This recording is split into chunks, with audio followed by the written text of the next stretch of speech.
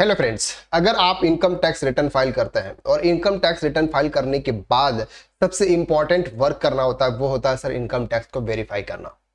जब तक आप अपने इनकम टैक्स को वेरीफाई नहीं करते हैं तब तक इनकम टैक्स फाइल हुआ ऐसा माना नहीं जाता है। जब आप इनकम टैक्स रिटर्न फाइल करने के बाद उसकी रिसिप्ट यानी कि एक्नोलेजमेंट अगर आप डाउनलोड करते हैं तो आपको इस टाइप से उसका एक्नोलेजमेंट नजर आता है। यहाँ पर सिर्फ आपका नेम, पेन और फाइल अंडर सेक्शन और एक्नोलेजमेंट नंबर, बाकी यहाँ पर आपको ये शो नहीं होता है कि आपने इस रिटर्न के अंदर कितनी इनकम शो की है।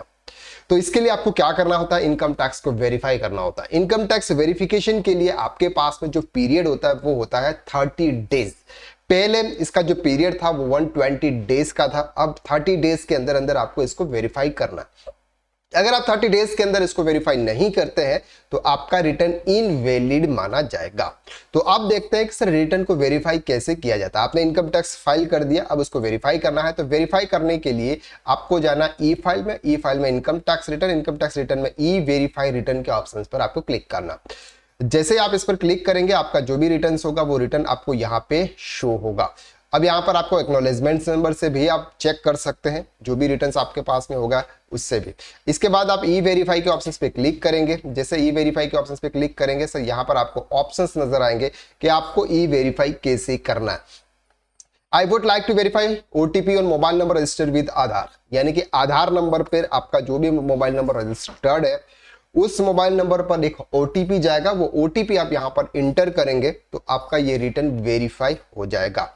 यहाँ पर आपको आपका आधार कार्ड आपके पैन कार्ड से लिंक होना चाहिए, मैंडेटरी है।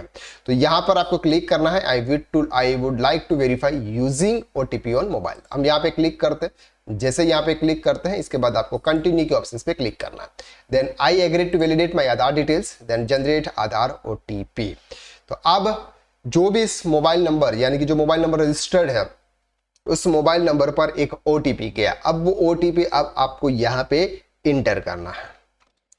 यहां पर अब ओटीपी इंटर करेंगे। ओटीपी इंटर करने के बाद वैलिडेट के ऑप्शंस पे क्लिक करेंगे।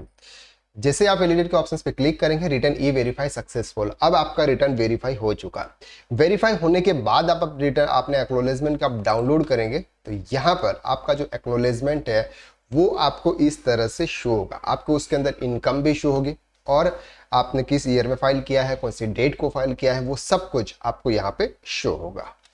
तो ये रिटर्न आपका अपलोड हो चुका है यानी डाउनलोड हो चुका है। अब आप इसको देखेंगे तो यहाँ पर आप पूरा आप देख पाएंगे।